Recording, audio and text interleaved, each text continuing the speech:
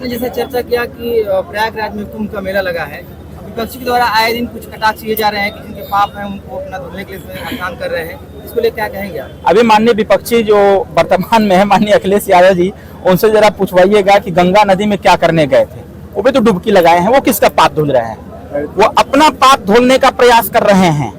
जिस प्रकार से उत्तर प्रदेश की 4 बार की सरकार में माननीय अखिलेश यादव जी ने हमेशा से दलितों को, पिछड़ों को, अतिदलितों को, अल्पसंख्यकों को और जितने वंचित वर्ग के लोग थे उनको धोखा देने का काम किया, उनका हिस्सा लूटने का काम किया।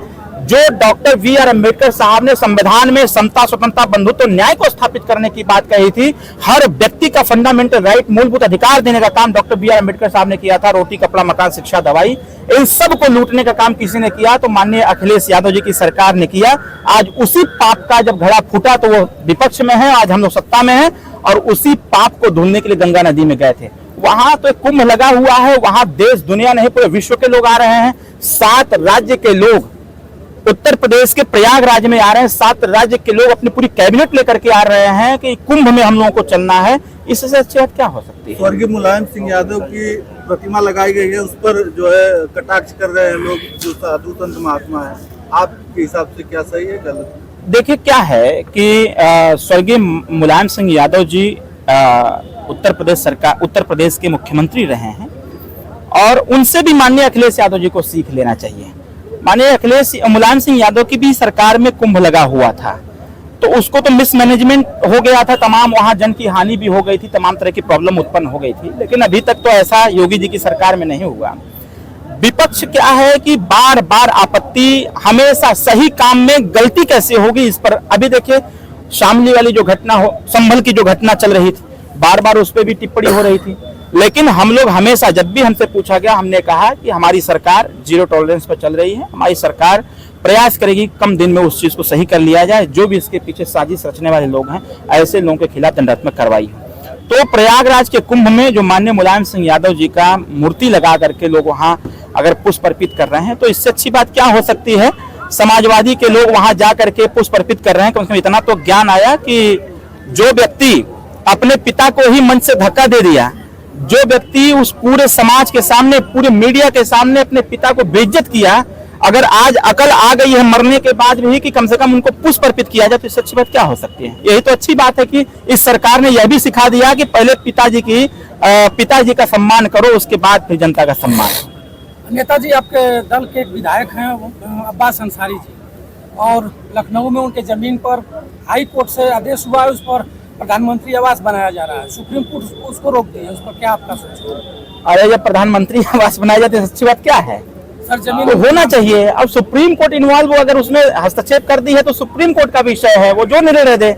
लेकिन अगर सरकार हमारी कह रही है कि उसे प्रधानमंत्री आवास बनाएंगे तो इससे अच्छा पुण्य का काम क्या हो सकता है? प्रधानमंत्री आवास बनेगा, गरीबों में बटेगा, गरीब वाह वाह करेगा, आशीर्वाद देगा, सबको आगे बढ़ेंगे। सर 2027 में कितने सीट पर आपकी दावेदारी रहेगी? 2027 की तैयारी के पहले त्रिस्तरीय पंचायत चुनाव की तैयारी में लगता हुआ हूँ और त्रिस्तरीय पंचायत चुनाव की तैयारी जबरदस्त तरीके से कर रहा हूँ। इस बार कई जनपद कब्जा करना है, कई जनपद में जिला पंचायत अध्यक्ष सुहेलदेव भारतीय समाज पार्टी का बनवाऊंगा, कई जिला पंचायत सदस्य जितवाऊंगा, उसके बाद विधानसभा लड़ूंगा।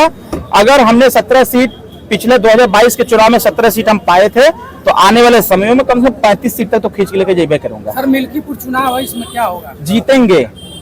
सब समाजवादी लोग बता रहे हैं कि हम लोग जीतेंगे। झूठ बोल रहे हैं, झूठ इसलिए बोल रहे हैं कि वो अभी बोल रहे थे ना, वो कौन सा कटहरी की सीट पर कह रहे थे कटहरी सीट हमारी है, एकदम खाता नहीं खोलने देंगे। 9 सीट पर चुनाव हो रहा था, 7 सीट हम लोग झटक लिए, 2 सीट किसी प्रकार से सपा जीती। बिहार में 4 सीट पर हो रहा था, 2 सीट भाजपा खाते में थी, दोनों जीत गए। तो कटहरी वाली सीट को लेकर के अखिलेश यादव जी ने आश्वस्त है कि वो सीट हमारी है, मतलब उनके बाप की बपौती थी, उन्होंने जैसा कहा था, मैं नहीं कह रहा हूँ, वो कहे थे। मिल्कीपुर को भी कह रहे हैं, तो वो खुली आंख से सपना देख रहे हैं। मिल्कीपुर हमारी फौज पहुंच गई है और मिल्कीपुर को 100% चुनाव हम लोग जीतेंगे, क्योंकि उनको पता है कि चुनाव हारना ही है उनको। तो भाई कोई कैसे कहे कि हम हारेंगे? तो कहवे नहीं करेगा कि हम जीतेंगे, वहां निर्दल लड़ेगा तब वो कहे जीतेंगे। लेकिन हम लोग अपनी पूरी टीम को लगभग कटहरी चुनाव जीतने के बाद से वहां काम चालू करा चुके हैं। चुनाव वहां हम लोग जीतेंगे, 100% जीतेंगे। सर जी महेंद्र राजभर बताते हैं कि पूरे उत्तर प्रदेश में इस बार आप लोग 27 में सफाया हो जाएगा। ये कौन व्यक्ति है? वो ठेका ले रखे हैं क्या? खुद का तो ठेका है नहीं। खुद तो दूसरे के रोटी पर पलने वाले व्यक्ति अगर इस प्रकार की बात करें तो सूर्य के सामने दीपक दिखाने का वो काम है। इन सब चीजों पर विश्वास नहीं करता, मैं काम पर विश्वास करता हूँ। सुहेल देव भारतीय समाज पार्टी प्रतिदिन काम करती है, प्रतिदिन काम करती है। एक भी दिन ऐसा नहीं है जिस दिन सुहेल देव भारतीय समाज पार्टी काम न करती, प्रतिदिन काम करती है। जिस दिन हम काम करना बंद कर देंगे उसी दिन हम समाप्त हो जाएंगे। उनकी हैसियत क्या है खत्म करने की। और कहने के लिए तो लोग यह भी कहते हैं, भगवान को गरिया देते हैं लोग, कहने के लिए तो प्रधानमंत्री जी को उल्टा सीधा बोल देते हैं। तो मैं इन सब चीजों पर विश्वास नहीं करता, मैं काम पर विश्वास करता हूँ, जिसका जो काम वो कर रहा है। सर दिल्ली में भी आपकी एंट्री हो चुकी है, कहिए से एंट्री, यहाँ से थोड़ी है, 2016 से एंट्री है मेरी। कितने सीट पर दावेदारी रहेगी दिल्ली में? अरे भाई अभी हम लोग लड़ रहे हैं, अभी आज प्रत्याशियों का नामांकन हुआ है। 18 सीट पर चुनाव पार्टी लड़ा रही है और 18 सीटों पर दमदारी से लड़ा रही है। आज नामांकन करा रही है। आज मुझे जाना था गाजियाबाद, 18 प्रत्याशियों का नामांकन कराने के दिल्ली जाना था, लेकिन अब मुझे यहाँ का माननीय विधायक जी ने मैसेज किया। विधायक जी ने कहा कि भैया ऐसा ऐसा है। मैंने कहा सारा प्रोग्राम कैंसिल, अब सीधे पहुंचूंगा मैं गाजीपुर सादियाबाद।